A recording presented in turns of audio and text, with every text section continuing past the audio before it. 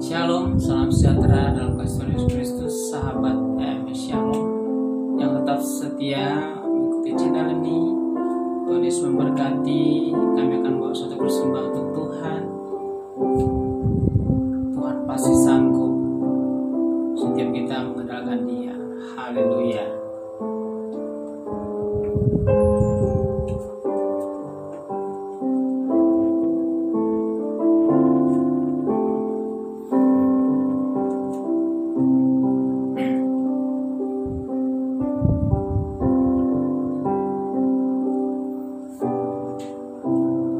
Kuatkanlah hatimu, lewati setiap persoalan. Tuhan Yesus selalu menopangmu. Jangan berhenti harap padanya. Tuhan pasti sanggup, tangannya takkan terlambat untuk mengangkatmu. Tuhan masih sanggup, percayalah, Dia tak tinggalkanmu.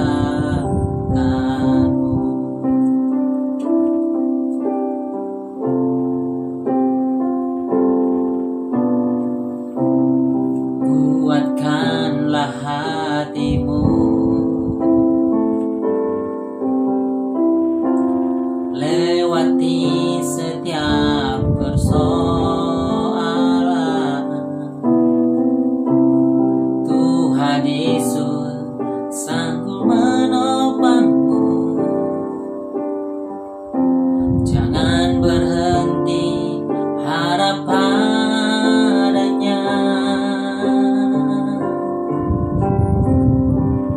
Tuhan pasti sanggup, tangannya takkan terlambat untuk mengangkatmu. Tuhan pasti sanggup, percayalah, Dia tak tinggalkanmu.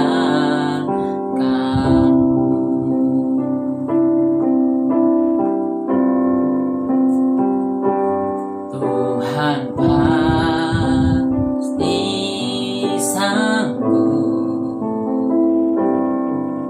tangannya takkan terlambat untuk mengangkatmu. Tuhan masih sanggup, percayalah, Dia tak tinggalkanmu. Oh, Tuhan pasti sanggup,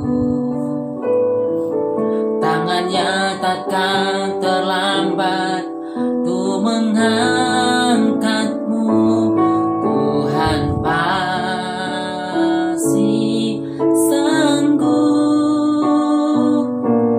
percayalah, Dia tak tinggalkanmu.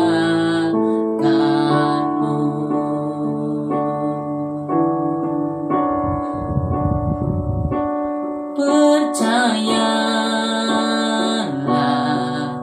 Dia tak tinggalkanmu. Percayalah,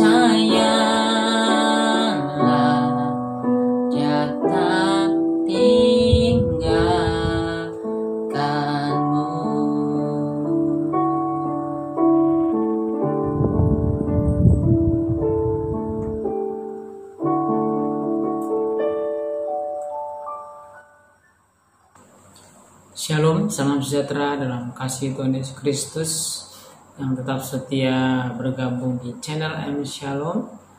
Jangan lupa ya, dukung channel ini dengan like dan subscribe dan di komen supaya bisa semakin berkembang untuk jadi berkat bagi banyak orang.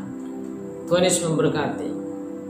Saat ini saya akan membawa satu tema yang sangat menarik karena ini akan mengubah cara berpikir kita sebagai orang pekerja keras, sebagai orang yang mencari dan mengejar impian.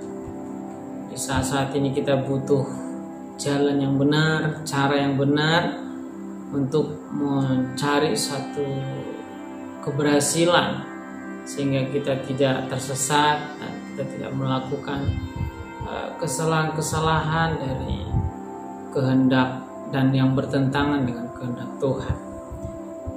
Hari ini akan saya bawakan satu tema yang berjudul kesuksesan menurut Alkitab. Biasanya kita pahami sukses itu dari pemahaman umum banyak hal ya. Kalau kita cari buku-buku banyak yang membicarakan tentang kesuksesan, bahkan banyak ada mungkin ratusan, tidak sedikit di antara buku-buku tersebut juga memberikan cara-cara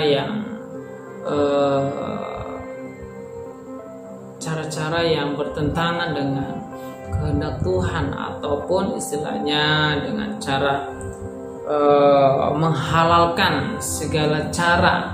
Yang penting bisa mencapai apa yang diinginkan dalam kesuksesan itu. Tetapi hal ini sangat berbeda, di mana kita akan mendapatkan jalan yang tepat dan cara yang benar karena kita memahami kesuksesan itu menurut Alkitab. Haleluya. Mari kita baca Alkitab kita di dalam Mazmur pasal yang pertama ayat 1 sampai ayat yang ketiga. Demikian firman Tuhan. Berbahagialah orang yang tidak berjalan menurut nasihat orang fasik, yang tidak berdiri di jalan orang berdosa, dan yang tidak duduk dalam kumpulan pencemooh. Tetapi kesukaannya ialah Taurat Tuhan, dan yang merenungkan Taurat itu siang dan malam. Ayat yang ketiga dikatakan, ia seperti pohon yang ditanam di tepi aliran air, yang menghasilkan buah pada musimnya, dan yang tidak layu daunnya, dan apa saja yang diperbuatnya berhasil. Ini sangat menarik, saudara-saudara sahabat EM Shalom. Kenapa saya katakan saya menarik? Karena dikatakan di ayat yang ketiga dikatakan ia seperti pohon yang ditanam di tepi aliran air, yang menghasilkan buahnya pada musimnya dan yang tidak layu daunnya, apa saja yang diperbuatnya berhasil. Kata berhasil di sini identik dengan kesuksesan. Tetapi kita baca ayat-ayat sebelumnya dikatakan ayat 1 bahwa janganlah kita mengikuti nasihat orang fasik, dan janganlah kita berjalan bersama dengan orang yang berdosa, dan jangan kita masuk dalam kumpulan pencemooh. Artinya adalah untuk mencapai satu keberhasilan ataupun kesuksesan itu akan dipengaruhi kumpulan yang kita temukan ataupun nasihat-nasihat yang kita dapatkan ataupun kepada siapa kita seiring berjalan untuk melakukan kesuksesan ataupun pekerjaan yang saat ini yang sedang kita rencanakan. Karena kalau kita lihat dalam ayat ini dikatakan jikalau kita menurut Alkitab ataupun dikatakan di ayat yang kedua kesukaannya firman Tuhan siang dan malam, maka dikatakan kita akan mendapatkan kesuksesan itu menurut dari firman. kita akan mendapatkan kesuksesan itu menurut Alkitab. Makanya dikatakan di ayat yang ketiga, maka akan berhasil. Nah, kita lihat akan lebih dalam lagi. Seperti saya katakan tadi bahwa semua orang sukses, baik sukses dalam karir, usaha, ya, memiliki keuangan yang mapan, kekayaan yang cukup, keluarga yang bahagia adalah impian setiap orang dalam kata sukses. Tetapi kita tahu bahwa sukses lebih dari sekedar impian. Memimpikan sukses tidak akan membuat seseorang menjadi sukses. Sukses dapat diumpamakan seperti buah, yaitu adalah hasil dari satu proses. Sementara impian itu adalah sukses adalah benih, ataupun impian itu adalah benih. Nah, benih apapun yang harus kita tanam, bertumbuh, dan kemudian barulah menghasilkan buah. Ada kata-kata bijak yang mengatakan bahwa knowledge is power but action get things done. Yang artinya di antara impian dan kenyataan ada suatu proses, yaitu suatu tindakan dan usaha nyata untuk merealisasikan impian tersebut. Artinya adalah bahwa impian harus menjadi kenyataan dalam bentuk satu proses yang dilakukan dengan tindakan untuk merealisasikan impian tersebut sehingga terwujud. Merupakan satu buku panduan utama bagi iman dan praktek kehidupan kekristenan.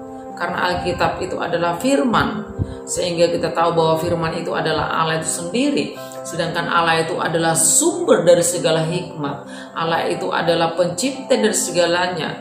Jadi bahwa firman ataupun Alkitab adalah satu pedoman yang ideal untuk kita jadikan tolak ukur sebagai sumber untuk mencari kesuksesan yang benar dan tepat.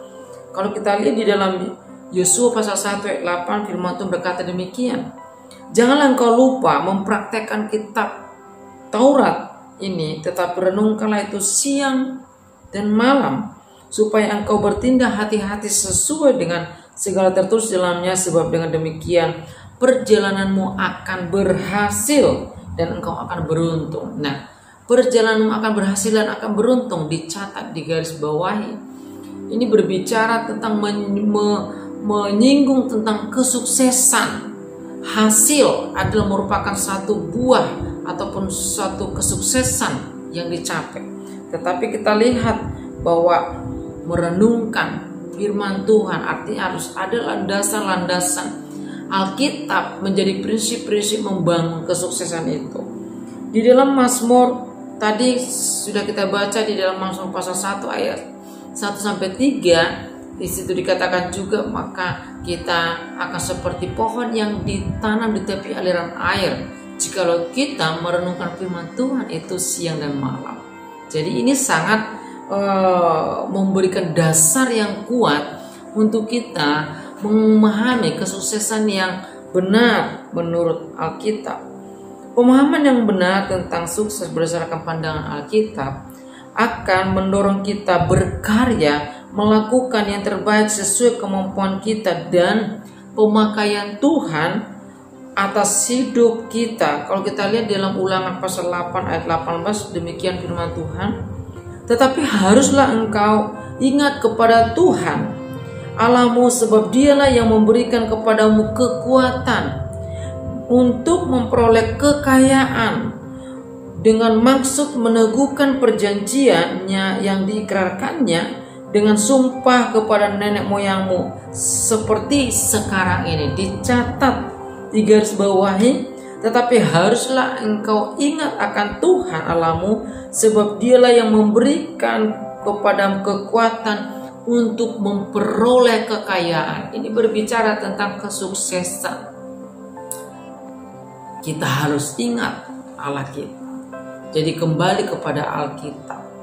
Jadi segala sesuatu yang kita akan capai dalam kesuksesan, kita harus kembali kepada bagaimana menurut Alkitab.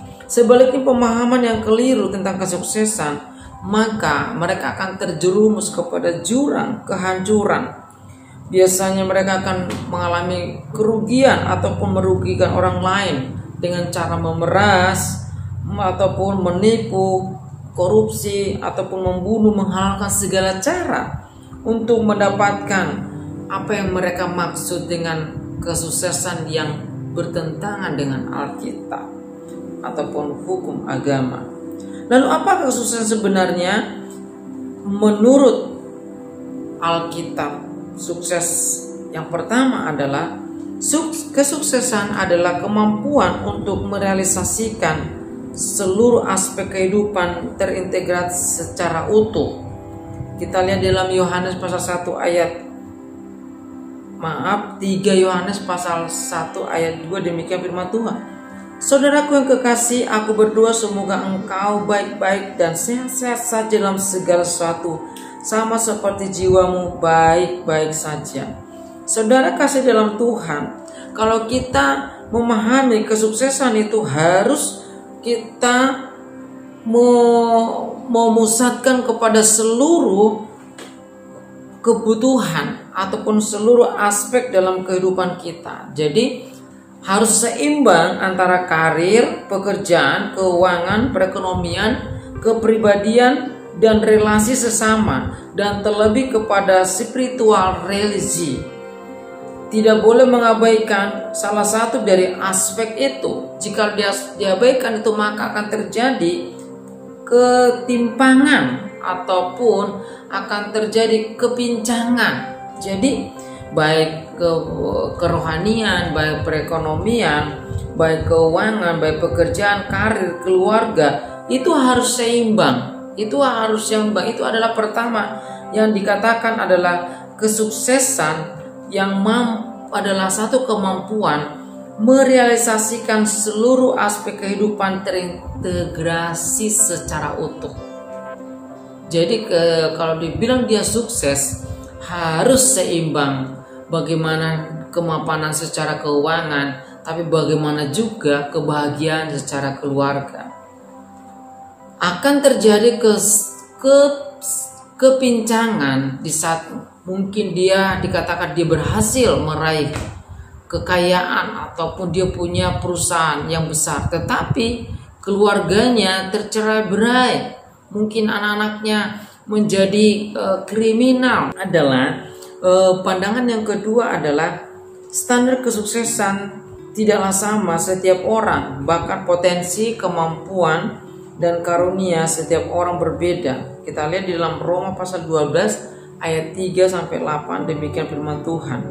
Berdasarkan kasih karunia yang dianugerahkan kepadaku, aku berkata kepada setiap orang di antara kamu, janganlah kamu memikirkan hal-hal yang lebih tinggi daripada yang patut kamu pikirkan, tetapi hendaklah kamu berpikir begitu rupa sehingga kamu menguasai diri menurut ukuran iman yang dikurniakan Allah kepada kamu masing-masing. Sebab sama seperti pada satu tubuh kita mempunyai banyak anggota, tetapi tidak semua anggota itu mempunyai tugas yang sama. Demikian juga kita, walaupun banyak adalah satu tubuh dalam Kristus, tetapi kita masing-masing adalah anggota seorang terhadap yang lain. Demikianlah kita mempunyai karunia yang berlainan menurut kasih karunia yang dianugerahkan kepada kita. Jika karunia itu adalah untuk bernubuat, baik kita melakukan sesuai dengan iman dan seterusnya. Ini berbicara tentang bahwa di dalam kehidupan orang percaya bahwa kita memiliki bakat, potensi, kemampuan yang berbeda-beda. Jadi tidak semata-mata bahwa kita harus memaksakan bahwa di dalam setiap orang itu harus sama memiliki dalam kemampuan. Artinya adalah kita tidak bisa memaksakan, misalnya kita harus sama seperti rekan kerja kita, ataupun rekan kerja kita harus sama seperti kita akan sukses. Jadi kita lihat standar itu berbeda-beda. Jadi kita tidak bisa samakan bahwa si A sama si B disamakan. Standar kesuksesannya tidak berbeda-beda. Karena kesuksesan sendiri itu adalah satu proses. Nah, Alkitab sendiri tidak pernah menentukan bahwa sukses haruslah sesuai sesuatu yang besar dalam pandangan Tuhan. Seperti kita lihat perumpamaan di dalam Matius pasal 25 ayat 20 sampai 23, kita lihat bagaimana Tuhan memberikan modal kepada 3 orang. Yang pertama diberikan 1 talenta, yang kedua diberikan 2 talenta, yang ketiga diberikan 5 talenta. Tapi kita lihat di saat kedua orang yang diberikan 2 talenta dan 5 talenta berhasil dengan tanggung jawab mereka lakukan, kita lihat bahwa mereka sama-sama diberikan penerimaan sebagai hamba yang baik dan setia. Jadi bukan semata-mata hanya kepada yang punya talenta yang diberikan modal 5 talenta, tidak.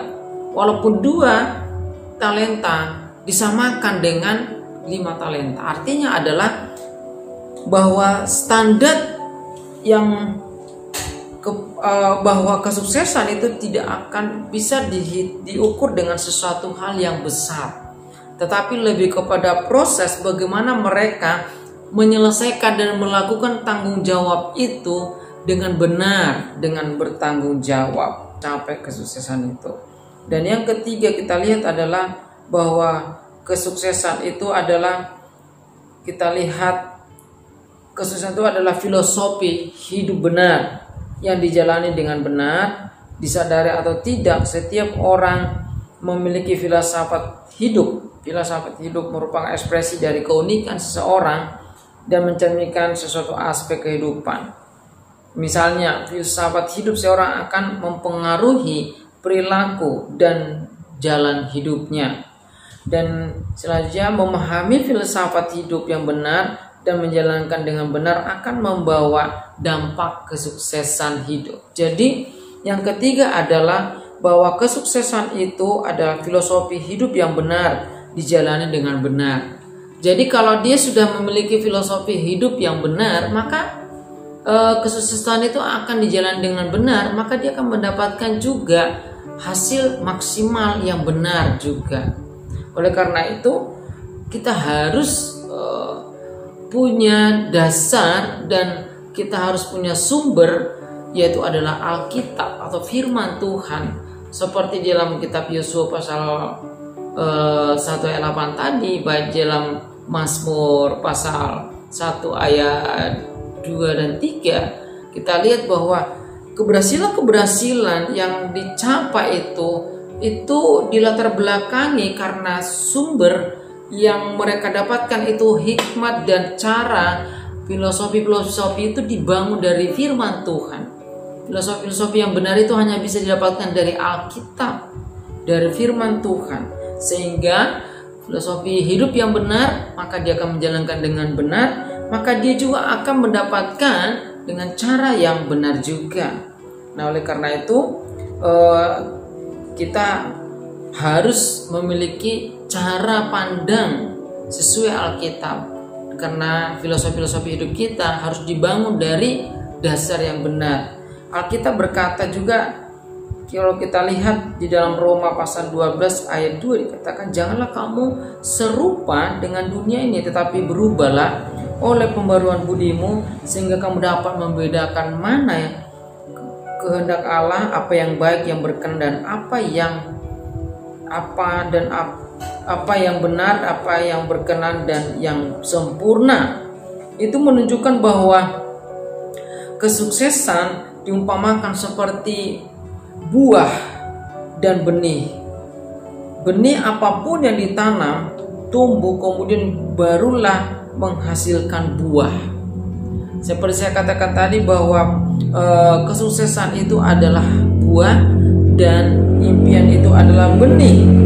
Jadi kita harus tahu bahwa kalau kita menanam benih yang baik, pasti akan menghasilkan buah yang baik. Tidak mungkin kita menanam benih yang baik akan menghasilkan buah yang buruk ataupun buah yang jelek. Sehingga kita tahu bahwa segala sesuatu yang kita dapatkan dari firman Tuhan, maka kita akan mendapatkan buah yang baik. Karena firman Tuhan itu adalah Allah itu sendiri. Nah, itulah yang ketiga, bahwa kita harus kesuksesan itu adalah merupakan filosofi hidup yang benar, maka akan mendapatkan dengan cara yang benar dan akan menjadi perilaku hidup yang benar. Nah, kebenaran itu hanya terletak kepada firman Tuhan. Dan yang keempat adalah kita lihat, yang keempat, kesuksesan bukanlah tujuan hidup, melainkan suatu proses dan perjalanan hidup mencapai tujuan bagi hidup kita. Tuhan menjadikan segala sesuatu termasuk manusia bagi kemuliaannya. Kalau kita lihat di dalam Roma pasal 11 ayat 36 dikatakan, sebab segala sesuatu adalah dari Dia dan oleh Dia, kepada Dia dan bagi Dia kemuliaan untuk selama-lamanya. Di dalam Kolose pasal 1 ayat 16 dikatakan, karena di dalam Dialah telah diciptakan segala sesuatu dan yang ada di sorga dan yang ada di bumi, yang kelihatan dan yang tidak kelihatan, baik singgasana maupun kerajaan, baik pemerintah maupun penguasa. Segala sesuatu diciptakan oleh Dia, untuk Dia. Inilah yang kita tahu. Yang keempat adalah bahwa kesuksesan bukanlah tujuan hidup, melainkan suatu proses perjalanan hidup dan mencapai tujuan Tuhan bagi kehidupan kita. Jadi yang keempat itu adalah kesuksesan bukanlah tujuan hidup kita, tetapi adalah perjalanan hidup mencapai tujuan Tuhan bagi hidup kita. Jadi yang keempat itu tujuan Tuhan lah yang kita tahu dalam hidup kita. Itulah yang sebenarnya kesuksesan yang kita dapat, karena dari Dialah, untuk Dia dan untuk kemuliaan, itu adalah kepada Kristus. Jadi apapun yang kita dapatkan semuanya dari Dia dan untuk Dia, untuk kemuliaan. Dan yang kelima, kita lihat kesuksesan tidak dinilai dari rencana yang baik ataupun anggaran yang besar, tetapi dari hasil atau prestasi yang dicapai. Jadi kita lihat bahwa yang kelima ini adalah bahwa kesuksesan itu bukan dilihat dari rencana yang baik dan anggaran yang besar, tetapi dari hasil prestasi yang dicapai. Artinya dikaitkan dengan pencapaian adalah perencanaan yang baik dan matang itu penting, dan bahwa perencanaan yang baik adalah awal yang baik untuk meraih sukses. Tetapi perencanaan yang hanya satu langkah dari langkah berikutnya, jika tidak mengikuti wujudkan perencanaan itu, tidak menghasilkan. Dan Mazmur pasal 92 ayat 14 ayat 14 sampai 15, mereka ditanam di bait Tuhan akan bertunas di pelataran Allah kita. Pada masa tua pun mereka masih berbuah, menjadi gemuk dan segar, untuk memberitakan bahwa Tuhan itu benar, bahwa Ia gunung batuku dan tidak ada kecurangan padanya. Dan inilah kita lihat yang kelima adalah bahwa kesuksesan itu adalah bukan sesuatu yang memiliki anggaran yang perencanaan yang benar ataupun anggaran yang besar, tetapi lebih kepada bagaimana pencapaian yang diberikan Tuhan kepada orang-orang tersebut. Karena memiliki seorang hati hamba, maka dia akan berhasil. Seperti kita lihat di dalam Mazmur pasal 92 ayat 13 sampai 16 dikatakan, kalau mereka yang ditanam di bait Allah dan bertunas pelataran Allah, maka pada masa tua pun mereka akan tetap berbuah dan segar dan gemuk. Dan lewat daripada kesuksesan ataupun hasil itu, mereka akan memberitakan kebaikan Tuhan. Artinya yang di dalam yang kelima ini adalah bahwa kesuksesan itu adalah memang berkat Tuhan yang turun kepada orang-orang yang ada di dalam persekutuan dengan Tuhan, sehingga dia akan diberkati. Lewat berkat itu mereka akan menceritakan kebaikan-kebaikan Tuhan. Dan yang keenam kita lihat adalah kesuksesan tidak boleh bertentangan dengan kebenaran. Artinya sukses apapun diraih harus sejalan dengan nilai-nilai kebenaran. Dengan tertulis di Alkitab, ujian menentukan benar tidak sesuatu kesuksesan. Tuhan adalah kesuksesan dengan Alkitab, yaitu adalah sesuai dengan norma-norma nilai-nilai tentang yang terkandung dalam Alkitab. 1 Tesalonika pasal 5 ayat 21 dikatakan, ujilah segala sesuatu dan harus teruji apakah benar proses dan cara kita mendapatkan kesuksesan itu sesuai kehendak Tuhan atau hanya karena keinginan diri sendiri. Di dalam Yesaya pasal 32 ayat 7 dikatakan, di mana kebenaran disitulah ada tumbuh damai sejahtera, dan akibat kebenaran ialah ketenangan dan ketentraman untuk selama-lamanya. Sehingga kalau kita tahu bahwa di saat orang melakukan segala kesuksesan itu sesuai dengan Alkitab, maka di sana akan ada damai sejahtera. Karena ada di sana perkenanan Tuhan, nah berkat Tuhan, maka damai sejahtera itu akan turun di sana. Dan yang terakhir kita lihat adalah yang ketujuh, kesuksesan itu adalah tidak ditentukan sepenuhnya oleh manusia, melainkan perkenanan Tuhan. Di dalam Yosua yang tadi kita baca, baik di dalam Ulangan pasal 28 ayat 1-13, bisa dibaca di rumah. Itu memerintahkan bagaimana diberkati engkau di kota, diberkati engkau di ladang, diberkati buah kandunganmu, diberkati bakulmu dan sebagainya. Dan kita lihat di situ adalah jika engkau mendengarkan firman Tuhan dengan suara Tuhan dengan setia dan melakukannya, maka Tuhan akan memberkati kita. Ini berbicara tentang bagaimana berkat-berkat Tuhan. Jikalau kita melakukan atau meraih kesuksesan itu bukan karena kita, bukan karena hebat kita, bukan karena pintar kita, bukan karena prestasi kita, melainkan karena perkenanan Tuhan. Baik juga di dalam Matius pasal 6 ayat 33 yang dikatakan, tetapi carilah dahulu kerajaan Allah dan kebenarannya, maka semuanya itu akan ditambahkan kepadamu. Saudara kasih dalam Tuhan, sahabat Shalom. Jadi hari ini kita sudah belajar tentang kesuksesan, bahwa kesuksesan yang selama ini yang kita dapatkan dari filosofi-filosofi yang tidak berdasarkan Alkitab, sekarang kita harus tinggalkan itu. Kita harus kembali mendapatkan filosofi yang benar dari Alkitab, karena Alkitab adalah sumber kebenaran yang sesungguhnya, karena Alkitab itu adalah firman Tuhan, dan firman Tuhan itu adalah Allah itu sendiri.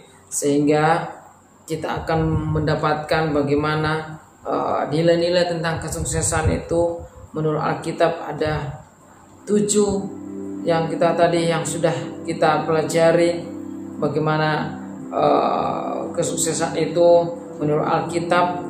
Yang pertama, bahwa kesuksesan itu adalah kemampuan kita bagaimana merealisasikan seluruh aspek kehidupan terintegrasi secara utuh. Jadi tidak ada yang lebih dominan, tapi harus seimbang, baik keluarga, baik pekerjaan, baik perekonomian. Yang kedua adalah standar kesuksesan tidak sama bagi semua orang, tapi bakat itu berbeda-beda. Jadi kita tidak harus sama seperti si A, si B, si C. Kita harus seperti diri kita sendiri. Kita harus percaya diri, kita gali. Tapi kita harus belajar bagaimana orang-orang yang sudah berhasil dan sukses. Kita harus belajar kepada mereka bisa. Tetapi kita harus dengan cara dan potensi kita sendiri. Dan yang selanjutnya, yang ketiga adalah kesuksesan itu harus dibangun dari filosofi hidup yang benar, yang sesuai Alkitab, sehingga itu akan menjadi berjalan dengan kebenaran juga, dan maka itu akan kita dapatkan juga lewat filosofi hidup yang benar dan mempengaruhi perilaku dan hidup kita. Dan selanjutnya yang keempat, bahwa kesuksesan itu adalah bukan tujuan hidup, melainkan satu proses perjalanan hidup dalam mencapai tujuan Tuhan dalam hidup kita. Nah, jadi yang keempat, bukan karena tujuan kita sukses untuk hidup kita, tetapi bagaimana tujuan Allah dalam hidup kita lewat kesuksesan.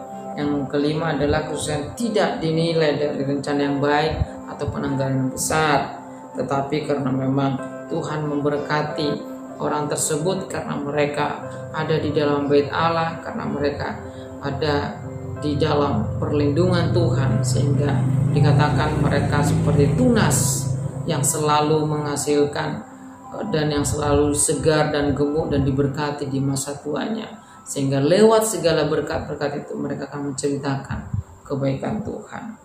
Dan yang keenam tadi juga bahwa kesuksesan tidak boleh bertentangan dengan kebenaran, karena kebenaran Tuhanlah yang harus menjadi ukuran daripada kesuksesan.